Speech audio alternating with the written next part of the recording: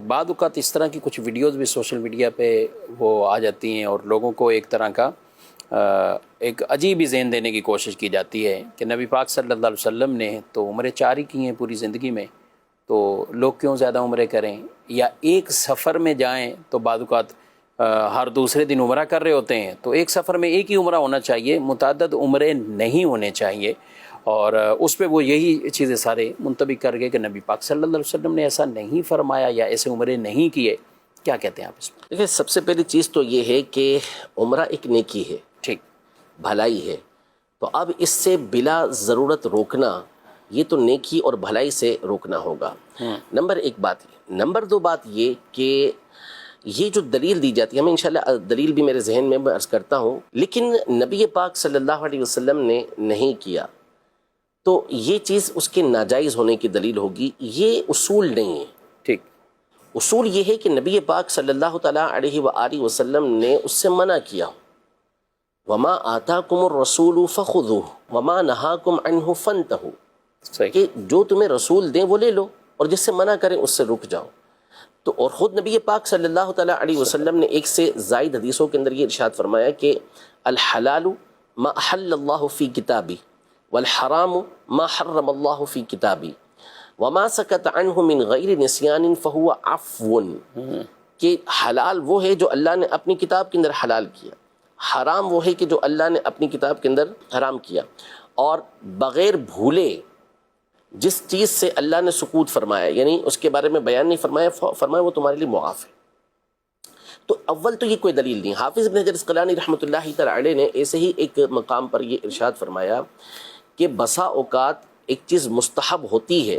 اور نبی پاک صلی اللہ تعالیٰ علیہ وآلہ وسلم امت کے مشقت میں پڑنے کی وجہ سے اس کو چھوڑ دیتے ہیں۔ اب مثال کے طور پر یہ کہا کہ 4 عمرے کی، اب 4 عمرے میں بھی پھر تفصیل ہے، حقیقی اعتبار سے 2 عمرے کیے ہیں، صحیح، ٹھیک ہے، یعنی ایک عمرہ وہ کیا کہ جو آپ نے عمرۃ القضا تھا، صحیح، حدیبیہ میں روک دیا گیا وہ، اور دوسرا عمرہ آپ نے جو ہے وہ جعرانہ کے مقام سے کیا، طائف سے واپسی پر، ورنہ تیسرا عمرہ تو آپ نے یہ حج کے ساتھ کیا، حج قران والا، جی، اور چوتھا عمرہ جس کو کہتے ہیں کہ چوتھا عمرہ کیا، تو حقیقتاً وہ عمرہ مکمل نہیں ہوا ہی نہیں تھا، وہ تو صلح حدیبیہ کے موقع پر آپ علیہ الصلوۃ والسلام نے اس کو احرام اتار دیا تھا کیونکہ مشرکین نے آگے جانے سے روک دیا تھا۔ چلے بہرحال 4 ثواب العمرہ جسے کہا جاتا ہے کہ عمرے کا ثواب، چلے 4 عمرے بھی ہو گئے۔ تو اب مسئلہ یہ ہے کہ تراویح ساری دنیا کے اندر باجماعت یہ پورے رمضان پڑھی جاتی ہے، صحیح، ٹھیک ہے، حالانکہ نبی پاک صلی اللہ علیہ وسلم نے تو 3-4 دن پڑھی ہے جماعت سے، لیکن اس کے بعد جو ہے وہ آپ علیہ الصلوۃ والسلام نے پڑھی ہی نہیں، لیکن ساری دنیا کے اندر اسے باجماعت پڑھا جا رہا ہے کیونکہ حضرت عمر رضی اللہ تعالی عنہ نے اس کو رائج کیا۔ تو وہ بھی یہ دلیل پیش کر دیتے کہ بھائی نبی پاک صلی اللہ علیہ وسلم نے تو 4 دن 5 دن 3 دن پڑھی ہے، تو ہم بھی 4-5 دن پڑھ کے پھر اس کو مکمل کر لیتے ہیں۔ اب یہ سارا رمضان اس کو جماعت کے ساتھ پڑھنا تو ٹھیک نہ ہوا، لیکن ان کے پیش نظر ادلہ موجود تھی،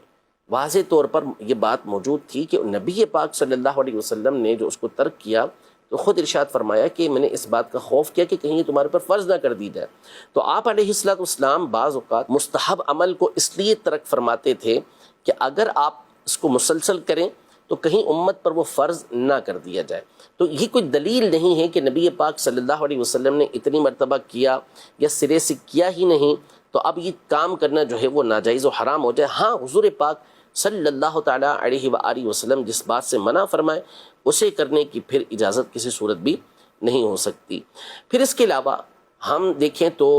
نبی پاک صلی اللہ علیہ وسلم کی حدیث مبارکہ جو صحیح بخاری شریف کے اندر موجود ہے، آپ علیہ الصلوۃ والسلام نے فرمایا کہ العمرۃ الی العمرۃ کفارۃ لما بینہما،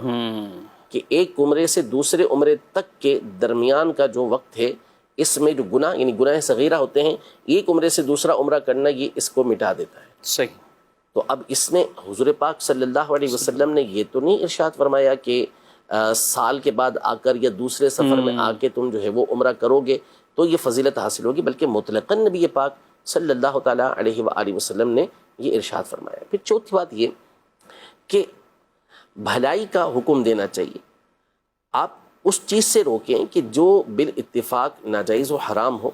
اور جس کا کرنے پر واقعی جو ہے وہ شریعت مطہرہ نے منع کیا ہو. ورنہ مسلمان جس چیز کو اچھا سمجھتے ہیں، بہتر سمجھتے ہیں، اور علماء کے جم غفیر نے اس کو جائز قرار دیا ہو، تو پھر اس کو بلا وجہ مسلمانوں کو اس سے روکنا جو ہے وہ خیر سے روکنے کے زمرے کے اندر آتا ہے. اب ساری دنیا سے مسلمان لاکھوں روپیہ خرچہ کر کے حرم شریف پہنچتے ہیں. صحیح. اور بعض تو وہ ہوتے ہیں کہ جن کی بیچاروں کی ساری زندگی کی جمع پونجی ہوتی ہے. اب وہ حرم میں پہنچے اور آپ کہیں کہ نہیں جی آپ بس ایک ہی عمرہ کریں، اس کے بعد آپ جو ہے وہ طواف کریں، یا آپ ادھر ہی بیٹھ کے نمازیں پڑھتے رہیں اور آپ قرآن پاک پڑھتے رہیں، اچھی بات ہے، طواف کرنا بھی اچھی بات ہے، فضیلت والی بات ہے. لیکن ایک مسلمان جو اتنا خرچ کر کے آیا، نبی پاک صلی اللہ علیہ وسلم نے اس کی فضیلتیں بھی بیان کی، اب وہ عمل کرنا چاہتا ہے تو آپ اس عمل سے بھی اس کو روک دیتے ہیں.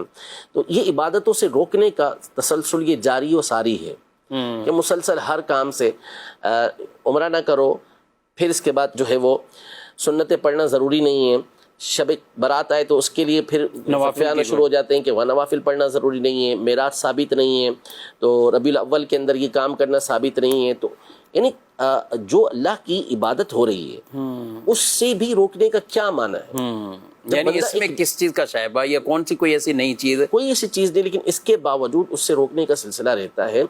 حالانکہ ان کے اوپر ادلہ موجود ہیں. چلے ٹھیک ہے، اگر آپ کے پاس کوئی دلیل ہے تو سامنے والے نے اس دلیل اپنی دلیلیں بھی تو پیش کی ہوئی ہیں اور ان دلائل کا جواب بھی دیا ہوا ہے. تو اگر بالفرض ایسا مسئلہ مختلف ہی ہوتا بھی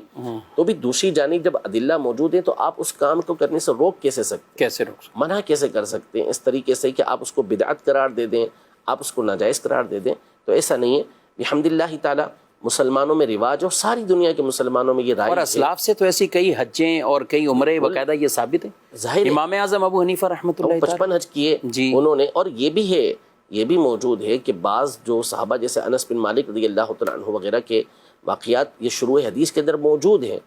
کہ وہ لوگ مکے آتے تھے اور بال جیسے ہی بڑھتے اس کو عمرہ کر کے بال دوبارہ کم کروا لیتے تھے. یعنی بال تو کم کروانے تو پورے مناسک وہ عمرے کے ادا کر جی یہ عمرے پر عمرے کیا کرتے تھے.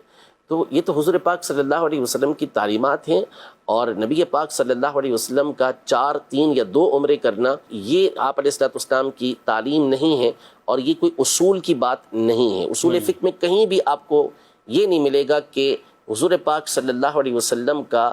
کسی کام کو نہ کرنا یہ اس کے عدم جواز کی دلیل ہو. آپ کا منع کرنا یہ اس کے ناجائز ہونے کی دلیل.